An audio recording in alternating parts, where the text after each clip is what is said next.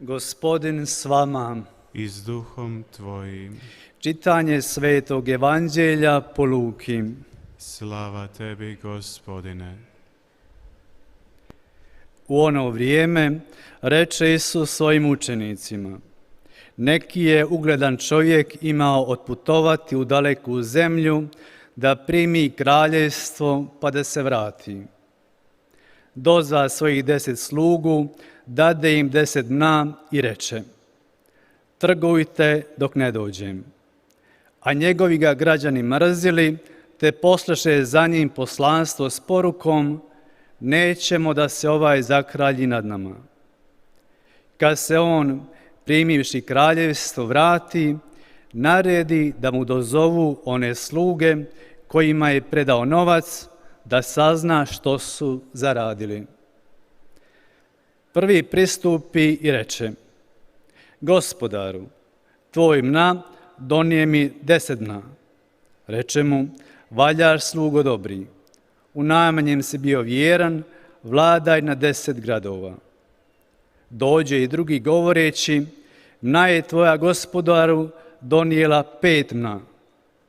I to mu reče: i ti budi nad 5 gradova.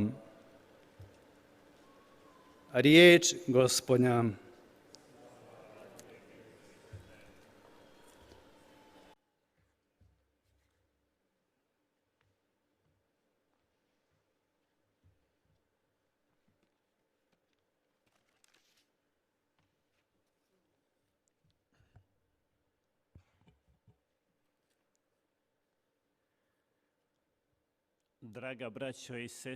사랑하는 교회 형제자매 여러분,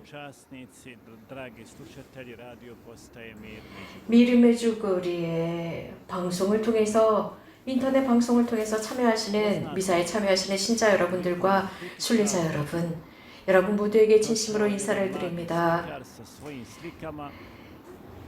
예술가 교수가 있었는데 어느 한 학생이 그림을 들고 그 교수에게 찾아갑니다. 그래서 자신이 그린 그 그림들을 평가해달라라고 청했습니다.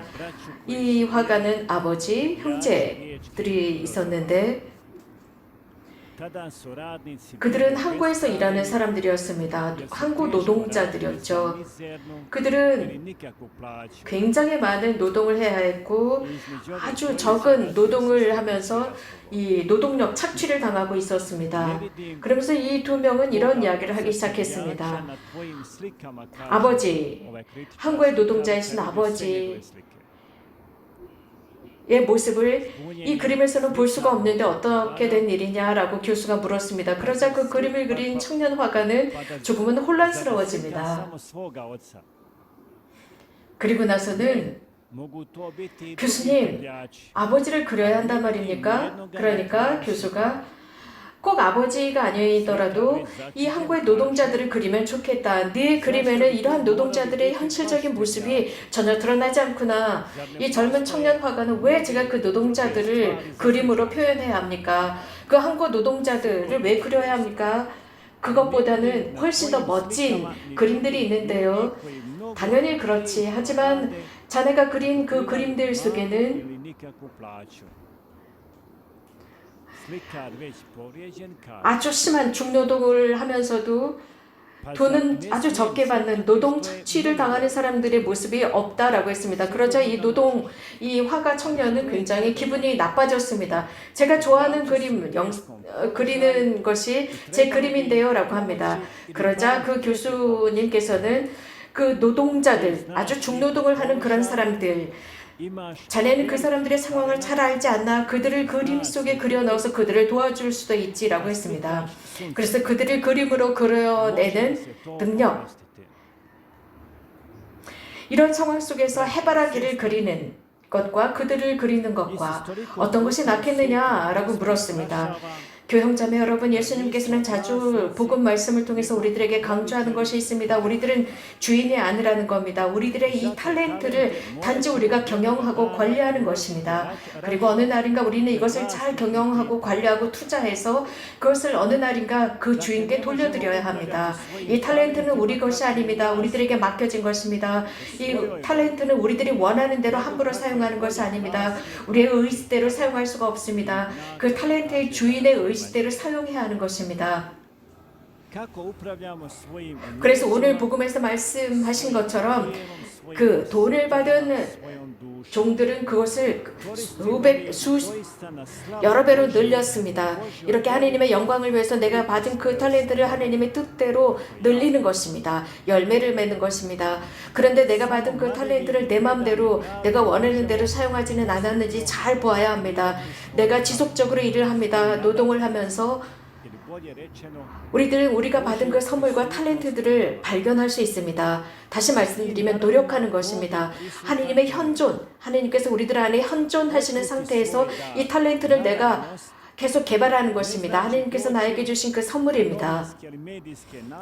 그렇다고 해서 내가 어떤 신문지상에 등장하는 아주 유명한 인물이 되라는 것이 아닙니다. 축구선수 혹은 유명한 가수나 혹은 과학자가 되라는 것이 아닙니다. 물론 그것도 굉장히 중요하고 자부심을 갖게 하는 일입니다. 하지만 하나님의 영광을, 최고의 영광을 위해서 그 재능을 사용하는 것이 훨씬 더 중요합니다. 한 사람이 자신의 탤런트를 잘 활용할 때 그 탤런트가 다양한 것입니다. 노래를 잘하고 설교를 잘하고 그림을 잘 그리고 등등 이런 모든 것을 하나님의 영광을 위해서 한다면 그것은 자신의 영광을 위해서 이런 하나님의 탤런트를 하나님의 영광을 위해서만 활용한다면 이것은 악용하는 것입니다. 그리고 절대로 마음의 평화를 얻지 못합니다. 이러한 탤런트는 성령께서 우리들에게 주시고 힘을 주시고 격려하는 것이기 때문에 절대로 평화를 얻을 수 없을 것입니다. 우리들은 절대로 이런 탤런트의 소유주가 아닙니다. 다시 말씀드립니다. 우리는 그것을 경영하는 것입니다. 경영하고 관리해서 훨씬 더 많은 몇 배로 그것을 늘리고 이것을 그분께 돌려드리는 것입니다. 이러한 탤런트를 활용하고 이것을 잘 늘리는 속에서 나는 편안함과 평화를 느끼고 내 삶 안에서 안정적인 영적인 면을 느끼고 이것이 바로 우리들의 소명이고 사명입니다. 이것이 바로 복음적인 탤런트 활용입니다. 이 부분에 관해서 예수님께서 분명하게 말씀하고 계십니다. 우리 모두는 이러한 재능, 탤런트를 받았습니다. 우리들의 원래적인 모습 그대로 그 재능을 받았고 주님께서는 이런 탤런트를 주시면서 축성해 주셨습니다. 그것을 나를 광고하고 홍보하고 나의 이익을 위해서 그 탤런트 재능을 받은 것이 아니라 하나님께 나를 봉헌하는 의미입니다. 다른 사람들을 짓밟기 위해서 탤런트 재능을 활용하는 것이 아니라 하나님께 영광을 드리기 위해서입니다. 내가 전문직 속에서 일을 하고 있다면 거기에 대한 분명한 바른 지향을 가지고 있어야 합니다. 그래서 내가 하고 있는 그 노동, 직업이 하나님께 봉헌되는 것이어야 하고 그것이 내 자신에게 영광이나 성공을 가져다주고 칭찬을 듣기 위해서가 아닙니다. 명예를 얻기 위해서가 아닙니다. 이런 생각을 가지고 살아가야 합니다. 이렇게 한다면 우리는 우리들의 삶 속에서 실패하지 않을 것입니다. 우리는 내 자신의 영광을 위해서 일하다 보면 회의에 빠지게 되고 절망 속에 빠지게 되고 하느님을 멀리하게 됩니다. 우리가 객관적으로 우리들의 삶을 분석하다 보면 우리들의 인생 속에는 질병을 견디기가 굉장히 어렵다는 것입니다. 어떤 질병이든지 그것을 견디기가, 감수하기가 어렵습니다. 그것이 중병이면 중병일수록 참아내기가 어렵습니다. 어떤 누구도 고통을 좋아하는 사람은 없습니다. 그리고 우리가 늙어가는 것, 그것도 어떤 누구도 좋아하지 않습니다. 우리들의 몸은 젊은 시절의 것을 기억하지만 우리는 정신으로만 기억하지 우리들의 몸은 계속 늙어가고 있습니다. 이제 다리를 질질 끌면서 걷다가 지팡이를 짚고 걸어야 하고 휠체어를 사용해야 합니다. 이러한 비천함, 누구도 좋아하지 않는 것입니다. 하지만 우리들의 인생 속에 있습니다. 누구도 가난함을 좋아하지 않습니다. 우리들의 삶 속에는 돈이 많은 사람들도 있습니다. 굉장히 비교가 되는 상황이죠. 그렇기 때문에 이러한 모든 질병이나 중병이나 가난함 모든 게 우리들을 아주 압박하고 있습니다. 그런데 더 힘든 것은 우리들의 삶 속에서 죽음이 노크하고 있을 때입니다. 내가 충분히 일하지 않았고 충분히 노력하지 않았고 내가 어떤 것도 제대로 해놓지 않았다. 내가 내 삶을 완성하지 못했다. 다른 사람들을 위해서 내 삶을 제대로 사용하지 못했다라는 순간에 죽음이 노크를 할 때 너무나도 힘들겠죠. 오늘 예수님께서는 비유를 통해서 하시는 말씀이 있습니다. 이 비유 속에서는 임금이 되어서 돌아온 그 주인은 그 마지막 종을 굉장히 엄격하게 다룹니다. 그가 가지고 있었던 그 돈을 모두 빼앗아 버립니다. 그리고 쫓아내 버립니다. 그래서 이를 갈면서 울 것이다 라고 합니다. 그것은 지옥을 연상시킵니다. 그는 자기가 받은 그 재능, 그 돈, 주인에게 받은 그 돈을 제대로 관리하지 못했고 그것을 투자해서 더 늘리지 못했습니다.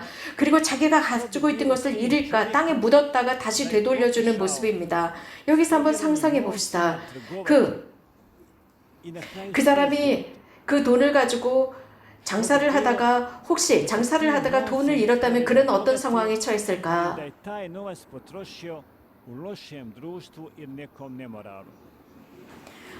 그 주인에게 받은 그 돈을 혹은 쾌락에 쏟아부었다가 모두 다 잃었을 때 그의 상황은 또 어땠을까? 아마도 우리는 어쩌면 이런 두 가지 상황 속에서 첫 번째 상황이라면 그는 단죄하지 않았을 수도 있습니다. 그런데 지금 그가 돈을 땅 밑 흙을 파고 묻었었습니다. 그런 상황 속에서 왜 예수님께서는 그를 단죄하셨을까?